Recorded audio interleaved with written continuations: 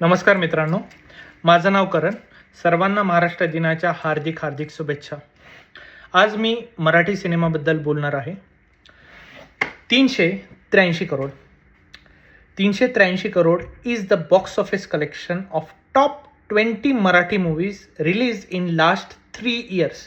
That's it. फक्त 383 करोडचं box office collection आहे. तुम्हाला माहिती पुष्पा 2चं कलेक्शन किती आहे पहिल्या 36 घंट्याचं? 383 करोडपेक्षा जास्त.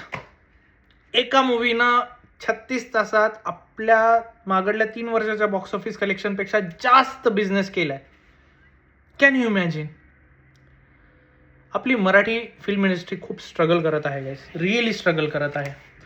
मी जसं पाहतोय राईट, मागडल्या 5-10 वर्षांचा trend. I am just a fan. Okay, again मी फक्त मराठी मूवीजचा फॅन आहे आणि मला हे बघून, हे नंबर्स बघून मला खूप वाईट वाटलं की वाय वी आर स्ट्रगलिंग. आणि त्याच टॉपिक्सबद्दल मला डिस्कस करायचं होतं, बिकॉज लहानपणापासून मी मराठी मूवीज पाहायचो. लक्ष्मीकांत बेर्डे सर म्हणा, अशोक सराफ सरांचे ऑलमोस्ट सर्व मूवीज मला पाठ आहेत, तोंड पाठ आहेत त्यांचे डायलॉग्स. सो आय थॉट की थोडं आपण डिग करावं, की आपण जरा बघावं. तर मला तुम्हाला थोडा डेटा दाखवायचा होता. आज जर तुम्ही डेटा बघताल तर तेलुगू इंडस्ट्रीच्या टॉप 20 मूवीजनी मागडल्या 3 वर्षात 6,380 करोडचा बिझनेस केला आहे. मल्याळम मूवीजनी 2,621 करोडचा बिझनेस केला आहे. तमिळ इंडस्ट्रीनं 4,579 करोडचा बिझनेस केला आहे. हे आणि त्यांची पॉप्युलेशन असं नाही की आपल्यापेक्षा जास्त आहे. See, there population is 9.3 crore, 4.5 crore. Malayalam industry तर आपल्यापेक्षा हाफ आहे आणि तरी त्यांचा बिझनेस जवळपास 7-8 टाइम्स जास्त आहे आपल्यापेक्षा. तर असं का होतंय? सगळ्यात पहिले असे बरेचसे रिझन्स आहेत, बट मला जे 2 मेन रिझन्स वाटलेत की ते म्हणजे की स्टोरी टेलिंग. ओके, आपण काही चांगले मूवीज, खरंच खूप चांगले मूवीज बनवतो, जसं की नटसम्राट म्हणा, सैराट म्हणा, क्रांतिज्योती, विद्यालय. बट ते कन्सिस्टन्सी नाही आहे.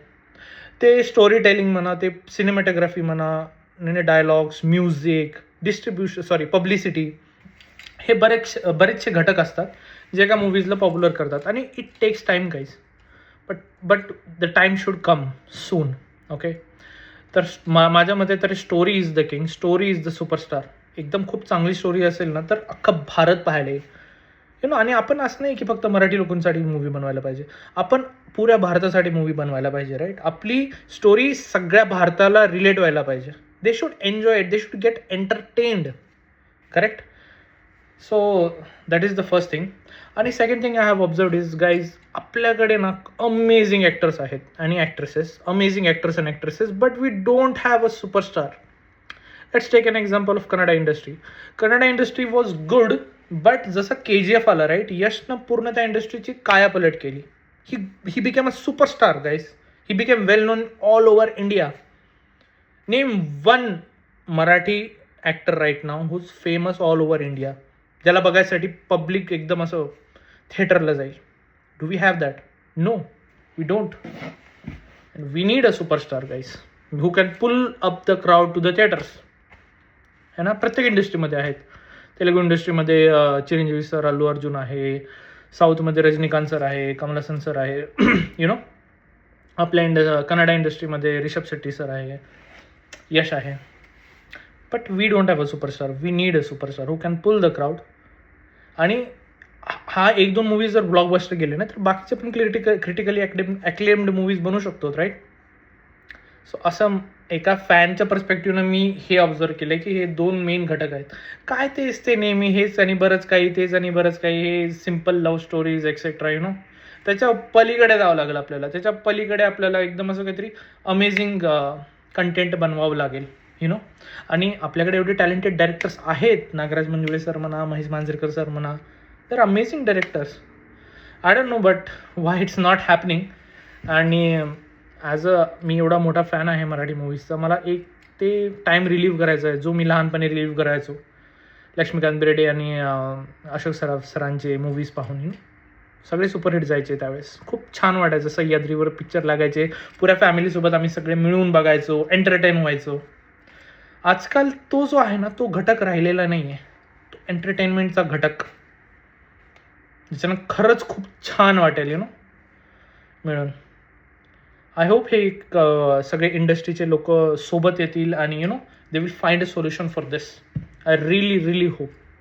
Else guys, I don't know if this can sustain, right? आणि this is a big flag for you from business perspective also. तुम्हाला या गोष्टीचा खरंच खूप विचार करावा लागेल. आणि असं नाही की बजेटचा इश्यू आहे, right? Budget is not the issue. Kantara was made on a budget of just 16 crores. It made 380 crores. 380 crore कमवले 16 करोडच्या बजेटने. So budget is not the issue. The issue is something big that ते तुम्हाला ॲड्रेस करावं लागेल. So हेच सगळ्यात महत्त्वाचं बोलायचं होतं गाईज. कारण मूवीज एक खूप छान माध्यम आहे शिकवण्यासाठी. मूवीज हे खूप चांगलं माध्यम आहे लोकांना खुश ठेवण्यासाठी. आणि असं मला वाटतं की आपण 10 करोड लोक असूनसुद्धा, म्हणजे आपली 10 करोड पॉप्युलेशन असूनसुद्धा we are not able to do that, because again तसे मूवीज पण यायला पाहिजेत असं मला वाटतं. So it's a 2-way street आणि आपल्या सर्वांना सोबत मिळून वर्क करावं लागेल यावरती, right? So that's it guys. परत सर्वांना महाराष्ट्र दिनाच्या हार्दिक शुभेच्छा. जय महाराष्ट्र, जय हिंद.